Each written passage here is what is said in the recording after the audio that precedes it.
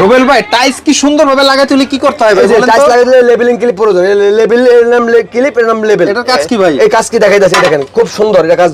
এটা যে দেখবে না সবাই এটা দিয়ে কাজ করবে, আর কেউ এটা ছাড়া কাজ করবে না। দেখেন এটা লাগানোর পরে আমি এইভাবে টাইলসটা দিলাম।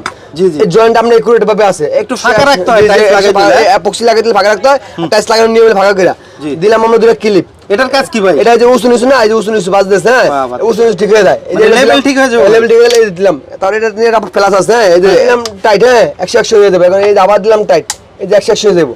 এখন আপনি 100 হয়েছে, এখন চাইলে আপনি এখানে ইপক্সি ফিটিং করলে আপনি টাইসের মিল এত সুন্দর লাগবে দেখাই। এই দেখেন কত সুন্দর লাগতেছে, এই দেখেন। ওয়াও, এটা হচ্ছে এপক্সি আপনাদের, হ্যাঁ? জি জি। এই দেখেন এপক্সি ফিটিং করে কত সুন্দর লাগে দেখাইতেছে। এপক্সি ফিটিং কতটা গুরুত্বপূর্ণ এই দেখেন। এগুলো অ্যাকসেসরি সব পাওয়া যায় আপনাদের সব কাছে? আমাদের কাছে দেখেন।